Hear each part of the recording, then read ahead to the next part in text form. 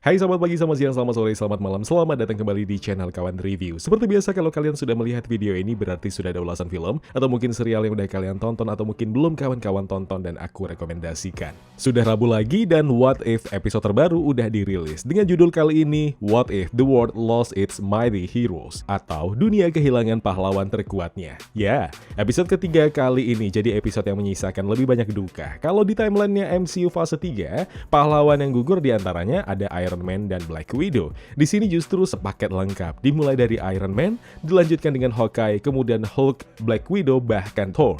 Dan siapa pelakunya? Orangnya justru punya peran penting pas di event Endgame kemarin, di mana Pym Particle miliknya membantu para Avengers untuk melakukan time travel dan mengumpulkan semua Infinity Stone. Selamat datang di channel Kawan Review, ini dia Spotlight What If episode 3.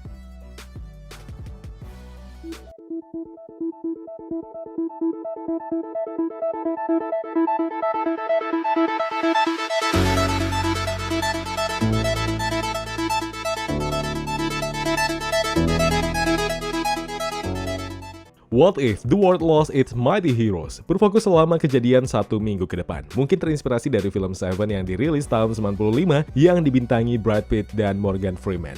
Diawali hari Senin, scene ini diadaptasi dari film Iron Man 2. Terlihat Natasha Romanoff dan Nick Fury menuju ke tempat Tony Stark berada. Namun sebelum itu, dialog yang dilontarkan mereka tentang Avengers Initiative pernah disinggung beberapa kali, yang pertama di after credit scene Iron Man, kemudian di film Avengers, dan yang terakhir, atau sebenarnya ini jadi awal, di film Captain Marvel.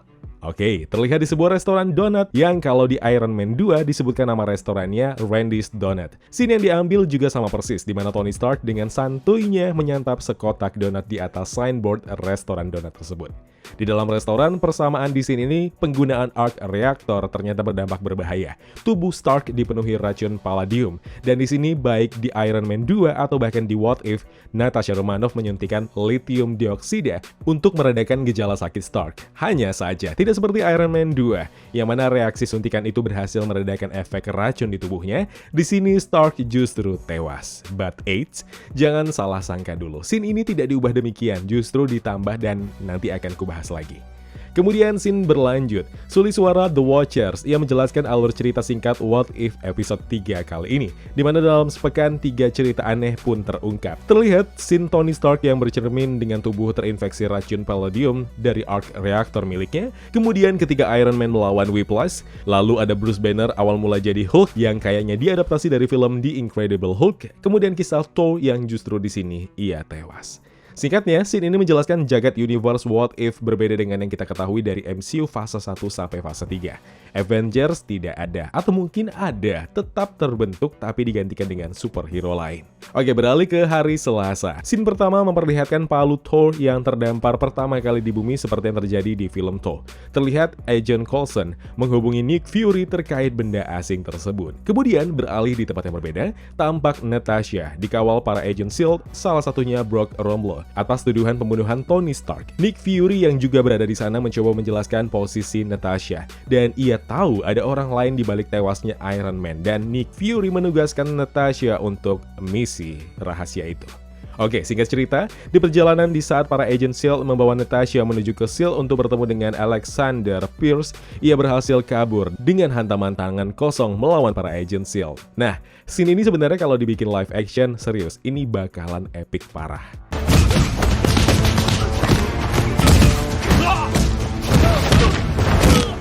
Oke, beralih ke tempat yang berbeda, di Puente Antiguo, New Mexico.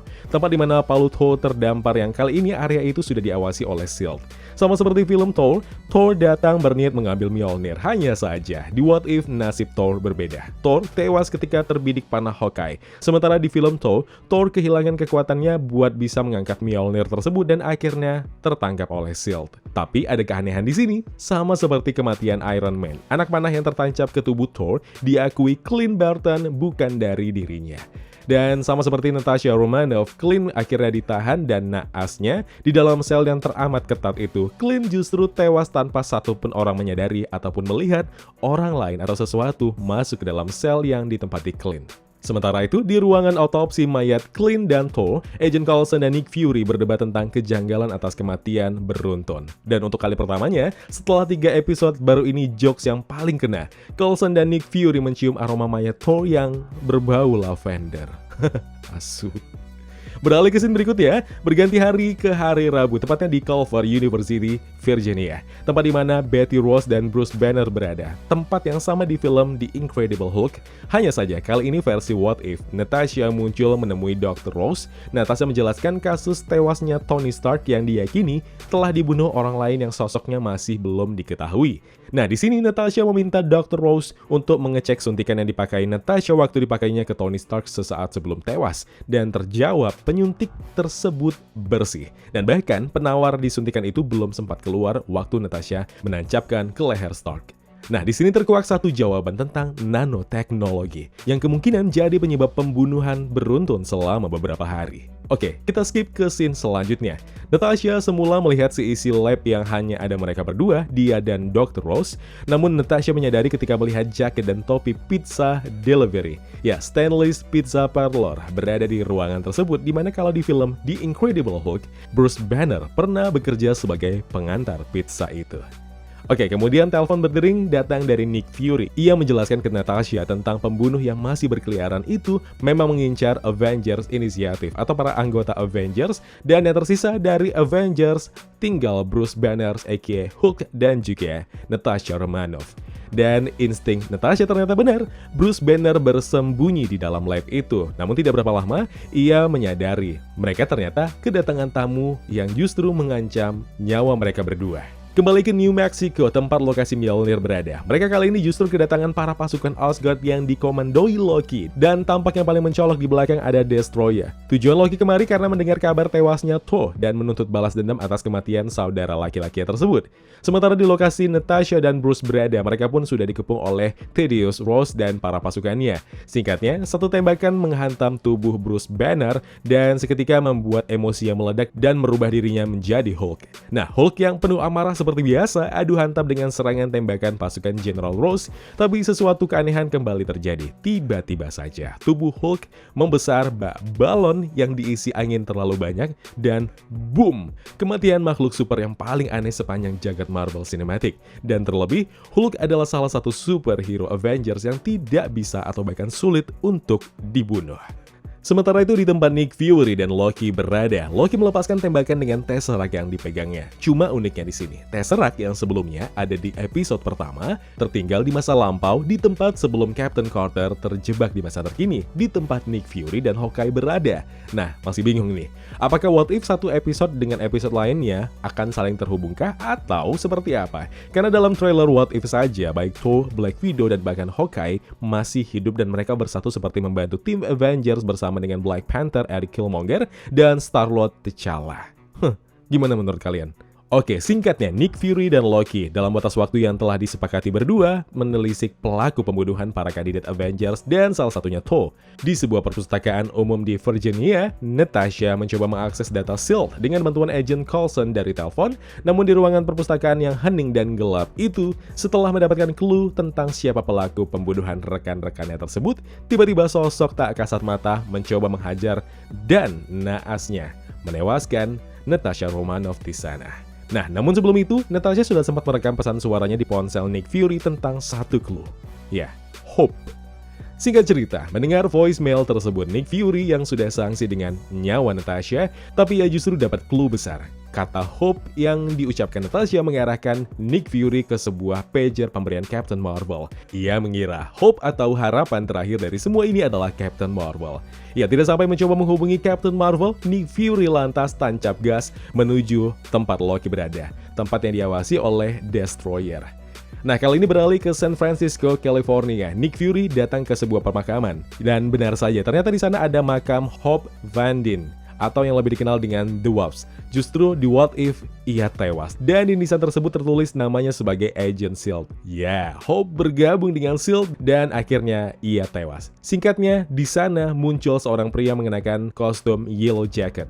Yes, dia adalah Hank Pym. Ternyata dalang dari semua tragedi pembunuhan para Avengers adalah Hank. terkuak ternyata. Semua berdasarkan balas dendam atas terbunuhnya Hope saat misi di luar Odessa di Ukraina.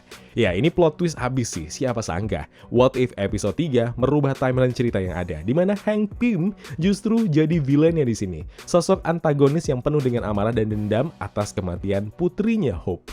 Satu hal yang menarik, dan ini juga plot twist berikutnya. Masih geleng-geleng sih, ketika melihat Nick Fury bisa melakukan bela diri dengan kecepatan super, yang bahkan di film-film MCU, dia tidak pernah melakukan hal itu. Dan bahkan, konyolnya, Nick Fury bisa menggandakan tubuhnya yang sontak di otakku ini mengira. Wah, ini udah pasti bukan Nick Fury, jelas ini pasti Loki. Dan ya benar saja, Wak, itu beneran Loki yang berubah wujud sebagai Nick Fury. Oke, singkat cerita, pertarungan sengit tapi kentang tadi menyeret Hank Pym jadi tahanan S.H.I.E.L.D. Sementara Loki justru memperpanjang masa tinggalnya di bumi. Dan apa yang terjadi? Keesokan harinya, di gedung PBB, Loki ternyata punya misi lain. Dan dari speech-nya, kayaknya Loki berniat menguasai dunia. Meski terasa canggung, di sini plot hole-nya cukup mengganggu lantaran tidak diketahui kesepakatan seperti apa yang akhirnya dengan anggun yang membawa Loki jadi penguasa. Dan ini pun berbeda dengan Loki di kehidupan MCU sebelumnya, di mana ia justru haus akan tahta sebagai Raja Asgard, menggantikan ayah angkatnya, Odin. Sementara itu di Mark Castle terlihat peti mati para Avengers, dan dari dialog yang dilontarkan Nick Fury sesaat ia hendak meninggalkan Agent Coulson dan tempat tersebut, ia menyampaikan akan mencari para pengganti Avengers yang telah tewas. Dan mungkin ini ada hubungannya dengan New Avengers versi What If.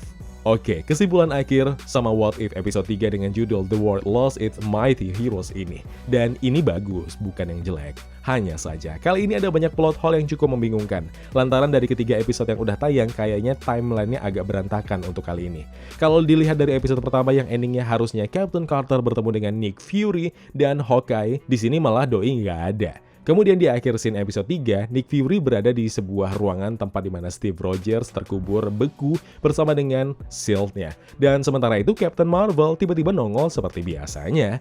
Padahal di poster What If atau bahkan trailer resmi What If, gak ada satupun sosok Captain America muncul kecuali versi zombinya. Ya entahlah, mungkin sekali lagi What If diibaratkan universe yang berbeda satu dengan lainnya. Misalnya yang kita kenal selama ini Earth 616, atau mungkin di sini ada banyak versi Earth. Ya masing-masing punya ceritanya sendiri, dan kali aja mengikuti konsep multiverse yang lagi digalakkan Marvel, bisa jadi What If akan ada koneksi antar universe satu dengan universe lainnya. Maybe. Gini aja, menurut kalian gimana dengan episode ketiga ini? Coba share di kolom komentar. Ya kawan, terima kasih telah menonton video Spotlight ini. Jangan lupa klik tombol like-nya kalau kalian suka, klik tombol dislike kalau tidak suka. Klik juga tombol subscribe dan bell notifikasinya, biar nggak ketinggalan review-review film terupdate lainnya. Kalau gitu aku Zain pamit undur diri, terima kasih, jaga kesehatan, tetap negatif, dan jangan lupa jaga jarak.